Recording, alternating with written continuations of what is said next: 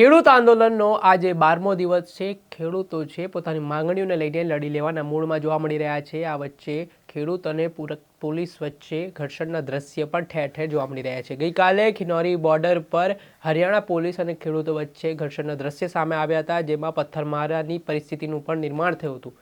જેમાં વિફરેલા ખેડૂતોએ પોલીસ ઉપર પથ્થરમારો કર્યો હતો।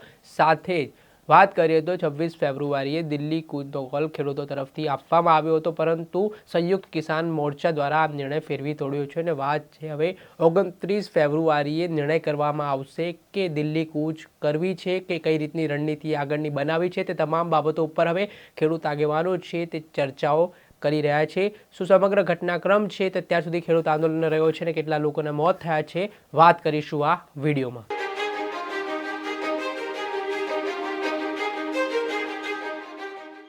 નમસ્કાર દર્શક મિત્રો, નવજીવન ન્યૂઝમાં આપનું સ્વાગત છે। હું છું ફૈઝાન। 2020માં ખેડૂત આંદોલનની શરૂઆત થઈ હતી, જ્યારે પહેલો ફેઝ ખેડૂત આંદોલનનો થયો હતો। આ દરમિયાન ખેડૂતોમાં જે રીતે આક્રોશ હતો, રોષ હતો અને છેલ્લા 1.5 વર્ષથી પણ વધુ સમય આંદોલન ચાલ્યું હતું, જેમાં 700થી વધુ ખેડૂતોના મોત નીપજ્યા હતા। વડાપ્રધાને ખેડૂતોની માંગણી સ્વીકારવાની વાત કરી હતી, તેમને વચન આપ્યું હતું, પરંતુ તે વચન નિભાવવામાં વડાપ્રધાન નરેન્દ્ર મોદી નિષ્ફળ નીવડ્યા છે। તેના કારણે ફરી એકવાર ખેડૂતો છે તે હરિયાણા, પંજાબ, રાજસ્થાનના હોય તે દિલ્હી તરફ જે વડાપ્રધાને વચન આપ્યું છે તેને યાદ કરાવવા માટે કૂચ કરવાના પ્રયાસો કરી રહ્યા છે, પરંતુ તેમને હરિયાણા બોર્ડર ઉપર જ અટકાવી દેવામાં આવ્યા છે।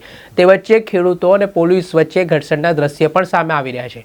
અત્યાર સુધી ખેડૂત આંદોલનમાં જે બીજા ફેઝનું આંદોલનની શરૂઆત થઈ છે, તેમાં 7 ખેડૂતોના મોત નીપજ્યા હોવાના અહેવાલો પ્રાપ્ત થઈ રહ્યા છે। ગઈકાલે પણ હરિયાણાના હિસાર ખાતે જે ખેડૂતો હતા તેમને ખિનોરી બોર્ડર પાસે જવું હતું, જો કે ત્યાં હાજર સુરક્ષા દળોએ તેમને જવા ન દેતા બંને વચ્ચે પેલા ઉગ્ર બોલાચાલી થઈ હતી, મામલો બીચક્યો હતો, જેમાં જે ખેડૂતોની ભીડ છે તે વધારે પ્રમાણમાં હોવાથી પોલીસે કાબુ લેવા માટે ટીયર ગેસના સેલ છોડવાની શરૂઆત કરી હતી। તો બીજી તરફ ખેડૂતો પણ આ બાબતને લઈને વિફર્યા હતા અને ખેડૂતોએ પથ્થરમારાની શરૂઆત કરી હતી અને આમાં 40 જેટલા પોલીસ કર્મીઓને પણ ઈજાઓ પહોંચી છે અને 100 જેટલા ખેડૂતોને પણ ઈજાઓ પહોંચી છે। આ ઘટનાના પગલે 40થી વધુ જે ખેડૂતો છે તેમની હરિયાણા પોલીસ દ્વારા અટકાયત કરવામાં આવી હતી। આ પ્રકારના દ્રશ્યો પણ આપ સામે જોઈ શકો છો કે અજંપાભરી સ્થિતિનું નિર્માણ છે, સ્થિતિ બેકાબુ બની હતી અને પોલીસ દ્વારા લાઠીચાર્જ પણ કરવામાં આવ્યા હોવાની ઘટના છે તે સામે આવી છે।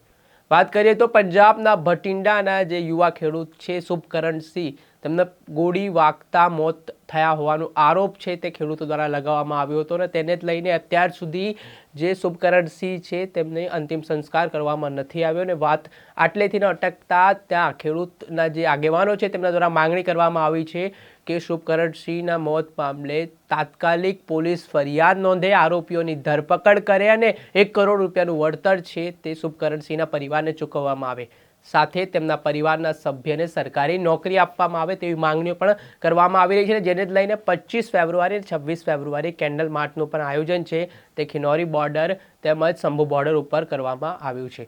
વાત કરવામાં આવે તો અત્યાર સુધી ખેડૂત આંદોલનમાં જે અલગ અલગ બાબતો ઉપર ચર્ચા ચાલી રહી છે, 4 તબક્કાની વાતચીત પૂર્ણ થઈ ગઈ છે, 5 તબક્કા માટે કેન્દ્ર સરકાર તરફથી પ્રસ્તાવ મોકલ્યો છે, પરંતુ ખેડૂતે તે અત્યાર સુધી કોઈ પણ પ્રતિક્રિયા નથી આપી। વર્લ્ડ ટ્રેડ યુનિયનની પણ મિટિંગો હવે જે ખેડૂતો છે તે સંદર્ભમાં ચર્ચાઓ કરશે, ત્યારબાદ પુતળા દહનનું પણ આયોજન કરવામાં આવ્યું છે।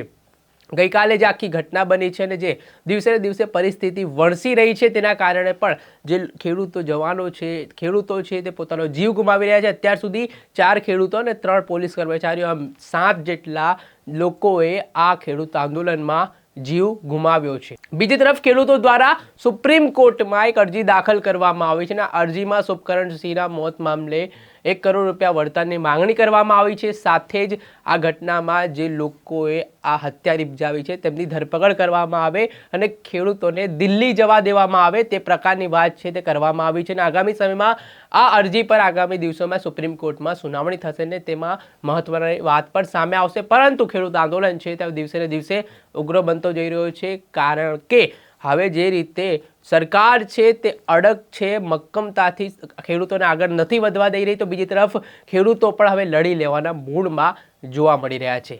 દર્શક મિત્રો, ખેડૂત આંદોલનથી જોડાયેલા સતત અપડેટો આપના સુધી પહોંચાડતા રહીશું, એટલે નવજીવન ન્યૂઝની ચેનલને આપ લાઇક કરો, સબસ્ક્રાઇબ કરો અને શેર કરવાનું ભૂલતા નહીં।